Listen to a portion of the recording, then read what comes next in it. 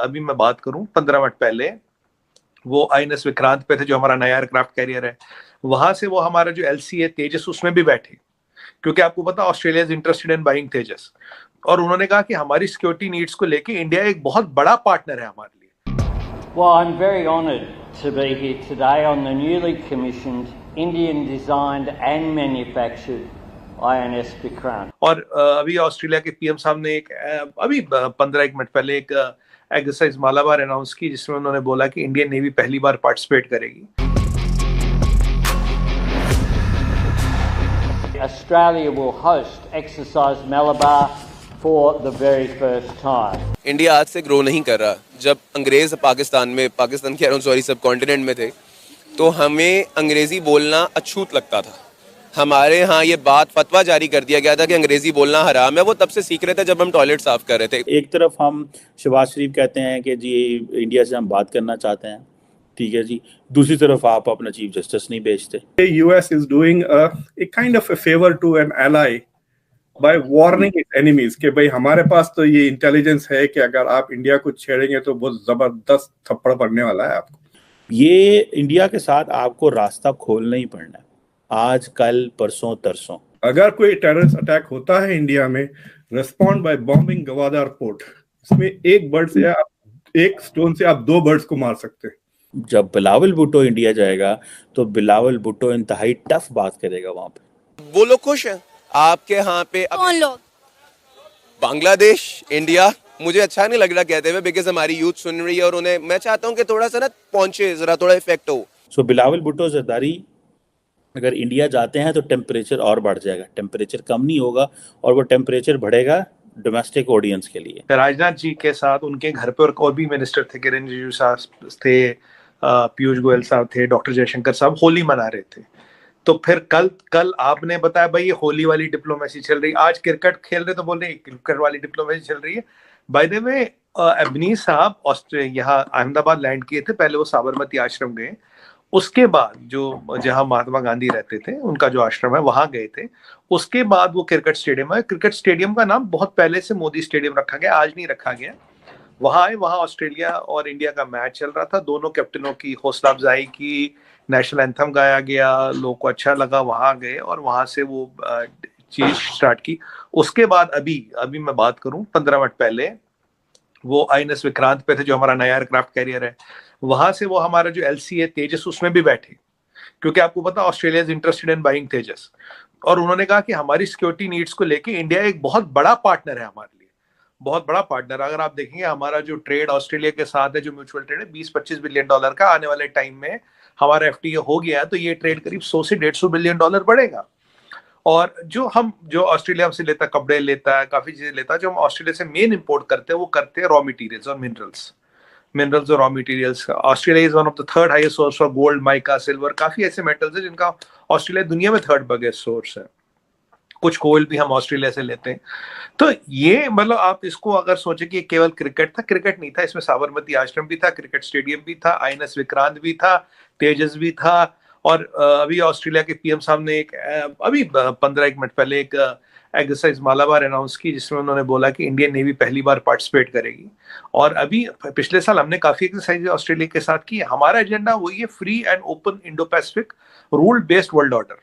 तो ये इसी आधार पे दो देश सामने आ रहे। एफटीए हमारा हो रखा है, लोकल करेंसीज में ट्रेडिंग की भी बातें चल रही है, ये कंफर्म नहीं है पर इधर उधर से कहीं से खबर आ रही है, ऐसी भी बातें चल रही है। तो काफी सारी चीजें आलिया जी हो रही है जो दोनों लोगों के और दोनों मुल्कों की बहबूदी के लिए अच्छा। It is not only confined to cricket was incidental. Cricket match हो रहा था तो दोनों मोदी जी गए, अबनी साहब गए, तो टीमों को अच्छा लगा, लोगों को अच्छा लगा। आप जानते हैं इंडिया और ऑस्ट्रेलिया बिग क्रिकेटिंग नेशंस, और इंडिया की टीम को तो ऑस्ट्रेलिया में हर कोई जानता है, और हम भी ऑस्ट्रेलियन टीम में से हर को जानते हैं, ऐसी बात नहीं है। तो it is not only cricket diplomacy, मतलब कल तो होली कहेंगे, आज क्रिकेट कहेंगे, फिर बॉलीवुड कहेंगे। इंडिया के सॉफ्ट पावर के कई सारे डायमेंशंस है। हाँ, I will agree to the point, it is one of the dimensions of soft power, it's not only the dimension. एक तरफ हम शहबाज शरीफ कहते हैं कि जी इंडिया से हम बात करना चाहते हैं, ठीक है जी, दूसरी तरफ आप अपना चीफ जस्टिस नहीं भेजते। सो ये एक जो पैगाम है, ये एक जो चीज़ है, ये कोई बड़ी मुनासिब चीज़ नहीं है। ये इंडिया के साथ आपको रास्ता खोलना ही पड़ना है, आज कल परसों तरसों। लेकिन शायद पाकिस्तान ये समझता है कि जिस तरह टफ टोन एंड टैनर में डॉक्टर जयशंकर बात कर रहे हैं, जिस तरह इंडिया का मजाज है, अगर हम बात करेंगे तो हम और एक वीक पोजीशन पे आ जाएंगे। सो मेरा नहीं ख्याल, पाकिस्तान ये समझ रहा है कि हमें जितना ज़्यादा कम इंगेज करें इंडिया के साथ उतना ही ज़्यादा अच्छा है। क्योंकि इंडिया वो अगर सामने बैठा के कोई ऐसी बात करते हैं जिसमें फिर पाकिस्तान के चीफ जस्टिस को अगर कुछ जवाब देना पड़ता है या कुछ और किसी डिग्निटरी को जवाब देना पड़ता है, तो वो एक और फिर एक चीज़ बन जाती है और फिर वो जारी बात है एक कई दफ़ा एम्बैरसमेंट हो जाती है अगर आपके होस्ट को अगर इस तरह की बात कर दे। सो पाकिस्तान ने शायद ये महसूस कर लिया है कि इंडिया के साथ हमने इस तरह इंगेज नहीं करना इन टर्म्स एंड कंडीशन पे, जिन टर्म्स एंड कंडीशन पे इंडिया उनसे इंगेज करना चाह रहा है। तो जो ये बात है कि पाकिस्तान जो है वो इंडिया को पैगाम भेजता है, एक तरफ ये बात है, एक तरफ ना जाना, एक तरफ अपने जो ब्यूरोक्रेट्स को भेज देना कि वो जाएं और वो जो लोअर लेवल के ब्यूरोक्रेट्स होते हैं डिफरेंट किस्म की जो मीटिंग्स हुई हैं उसमें गए हैं, जाते हैं, पार्टिसिपेट करते हैं। सो ये चीज़ है। लेकिन इसमें जो इनपुट है वो फॉरेन ऑफिस की और नेशनल सिक्योरिटी इंस्टीट्यूशंस की, वो एक थोड़ी सी लगती है कि उन्होंने मना किया है चीफ जस्टिस साहब को। लेकिन चीफ जस्टिस साहब जारी बात है, he is all in all, he is powerful, he heads the आपकी जो जुडिशल ब्रांच है पाकिस्तान की उसको चला रहे हैं।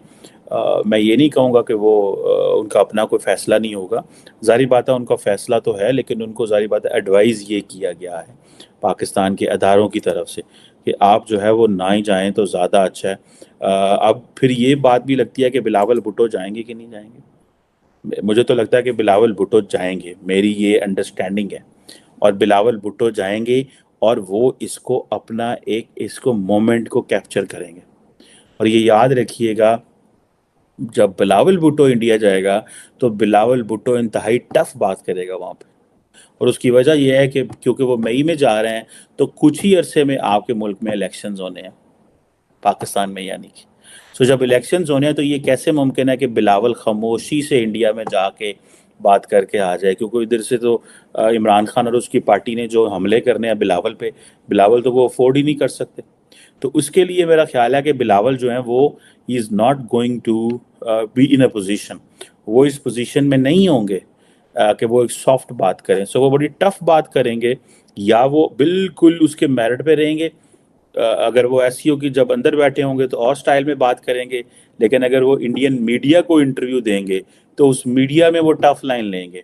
और अगर आपको याद हो कि जब न्यूयॉर्क में बिलावल ने मोदी साहब के ऊपर कमेंट्स किए थे कि इस butcher of Gujarat and all that, तो इंडिया में उनके एफिजीज उनके जो थे वो जलाए गए थे, बड़ा शोर मचाया गया था इंडियन मीडिया के ऊपर, ये वो सारा। तो वो जारी बात है एक और चीज़ है। सो बिलावल भुट्टो जरदारी अगर इंडिया जाते हैं तो टेम्परेचर और बढ़ जाएगा, टेम्परेचर कम नहीं होगा, और वो टेम्परेचर बढ़ेगा डोमेस्टिक ऑडियंस के लिए। लेकिन इंडिया शायद उस तरह रिस्पॉन्ड ना करे क्योंकि वो होस्ट होंगे और उन्होंने दुनिया को भी बताना है, दिखाना है कि अपना एक सॉफ्ट चेहरा देना है, देखें जी वो तो हमारे होस्ट हैं, वो हमारे गेस्ट हैं, हम उनको ऐसी बात नहीं कर सकते, ये वो आगे पीछे। लेकिन पाकिस्तान जो है, बिलावल एक टफ लाइन लेंगे अगर वो गोवा जाते हैं, जो कि उनको जाना चाहिए।